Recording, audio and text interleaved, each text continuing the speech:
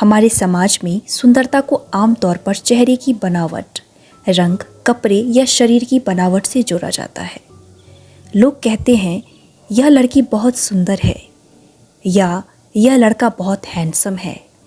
लेकिन क्या सुंदरता सिर्फ बाहरी होती है? ओशो के अनुसार सौंदर्य एक एहसास है, एक आंतरिक अनुभूति है। यह सिर्फ शरीर की बनावट नहीं बल्कि हमारे अस्तित्व की गहराई से जुड़ा हुआ है। बाहरी सुंदरता बनाम आंतरिक सुंदरता। हमारे समाज में सुंदरता को आमतौर पर बाहरी रूप से देखा जाता है। गोरा रंग, तीखे नैन नक्श, लंबा कद, इसे सुंदरता माना जाता है। लेकिन ओशो कहते हैं कि यह सिर्फ एक भ्रम है। वे कहते हैं कि बाहरी सुंदरता अस्थायी है। कोई व्यक्ति आज जवान और आकर्षक दिख सकता है, लेकिन समय के साथ यह सब बदल जाएगा। अगर कोई सिर्फ अपने चेहरे की सुंदरता पर गर्व करता है तो वह एक दिन दुखी हो जाएगा, क्योंकि यह स्थायी नहीं है। तो असली सुंदरता क्या है? असली सुंदरता आत्मा की होती है। एक व्यक्ति अंदर से शांत, प्रेमपूर्ण और खुश है तो उसकी सुंदरता चमकती है। उसकी आंखों में सुकून होगा, उसकी मुस्कान सच्ची होगी और उसका व्यवहार हर किसी को अच्छा महसूस कराएगा। सुंदरता देखने वाले की आंखों में होती है। सुंदरता कोई वस्तु नहीं बल्कि देखने का तरीका है। जो व्यक्ति प्रेम से भरा होता है उसे हर चीज़ सुंदर लगती है, लेकिन जो व्यक्ति क्रोध, जलन और घृणा से भरा होता है उसे कुछ भी अच्छा नहीं लगता। उदाहरण के लिए, एक प्रेमी को उसकी प्रेमिका सबसे सुंदर लगती है, चाहे वो किसी भी रूप में हो। एक माँ को उसका बच्चा दुनिया का सबसे खूबसूरत बच्चा लगता है, चाहे बाकी लोग कुछ भी कहें। इसका मतलब यह हुआ कि सुंदरता कोई स्थायी चीज़ नहीं है, यह देखने वाले की भावना पर निर्भर करता है। क्या सुंदरता को मापा जा सकता है? ओशो कहते हैं कि सुंदरता को ना तो मापा जा सकता है ना ही परिभाषित किया जा सकता है। लोग कहते हैं कि अमुक व्यक्ति सुंदर है क्योंकि उसका रंग गोरा है, लेकिन क्या सांवला रंग सुंदर नहीं होता? कोई लंबा है, कोई छोटा है, क्या लंबाई सुंदरता तय करती है? ओशो बताते हैं कि प्राकृतिक चीज़ों को देखो, वे सभी अपने अपने तरीके से सुंदर है।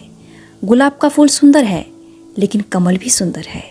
चांद की चमक सुंदर है लेकिन रात का अंधकार भी अपने में एक रहस्यपूर्ण सुंदरता रखता है। पहाड़ों की ऊंचाई सुंदर है लेकिन समंदर की गहराई भी उतनी ही सुंदर है। अगर हम सुंदरता को किसी पैमाने पर नापने की कोशिश करें तो हम इसे सीमित कर देते हैं। असली सुंदरता कैसे पाई जाए?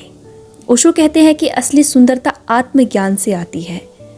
जब हम अपने अंदर झांकते हैं और खुद को पहचानते हैं तो हम भीतर से खिलने लगते हैं। यह सुंदरता चेहरे पर झलकती है, हमारी आंखों में चमक आती है और हमारी उपस्थिति से लोग आकर्षित होते हैं। वे कहते हैं कि अगर कोई व्यक्ति भीतर से शांति और प्रेम से भरा हो तो उसकी मौजूदगी ही सुंदर बन जाती है। उसने अपने अंदर के डर, ईर्ष्या, घृणा और क्रोध को हटा दिया हो। वह हर चीज़ को वैसे ही स्वीकार करता हो जैसी वह है। वह किसी से तुलना ना करता हो, किसी से ईर्ष्या ना करता हो। ओशो मानते हैं कि जिस दिन हम खुद को पूरी तरह स्वीकार कर लेंगे उस दिन हम असली सुंदरता को पा लेंगे। सुंदरता और सादगी। सादगी ही असली सुंदरता है। जितना हम बनावटीपन से दूर जाते हैं उतना ही सुंदर महसूस करते हैं।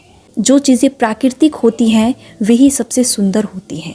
उदाहरण, एक सीधा साधा व्यक्ति जो दिल से अच्छा है हमेशा सुंदर दिखेगा, लेकिन कोई व्यक्ति महंगे कपड़े पहनकर दिखावा करके खुद को सुंदर साबित करने की कोशिश करे तो वह ज़्यादा देर तक सुंदर नहीं लग सकता। सच्चे प्रेम में सुंदरता होती है। ओशो कहते हैं जहाँ प्रेम होता है वहीं सुंदरता भी होती है। अगर आप किसी को सच्चे दिल से चाहते हो तो वह आपको सबसे सुंदर लगेगा। प्रेम का संबंध सिर्फ चेहरे या शरीर से नहीं बल्कि आत्मा से होता है। अगर कोई व्यक्ति सुंदर दिखना चाहता है तो उसे बाहर से नहीं बल्कि अंदर से सुंदर बनना होगा। अगर आप खुश हैं तो आपका चेहरा चमक उठेगा। अगर आप दूसरों के लिए प्यार और करुणा रखते हैं तो आप आकर्षण लगेंगे। सुंदरता क्या है? ओशो के अनुसार सुंदरता कोई भौतिक चीज़ नहीं बल्कि एक एहसास है। यह आंखों में नहीं बल्कि हृदय में होती है। यह बाहरी रूप से नहीं बल्कि हमारे व्यवहार, विचारों और ऊर्जा से प्रकट होती है। यह तब महसूस होती है जब हम खुद को और दूसरों को पूरी तरह स्वीकार करते हैं। अगर आप सच में सुंदर बनना चाहते हैं तो खुद को जानिए, अपने मन को शुद्ध कीजिए और सादगी को अपनाइए। यही असली सुंदरता है। आप मुझे कमेंट करके बताएं आपको यह वीडियो कैसी लगी।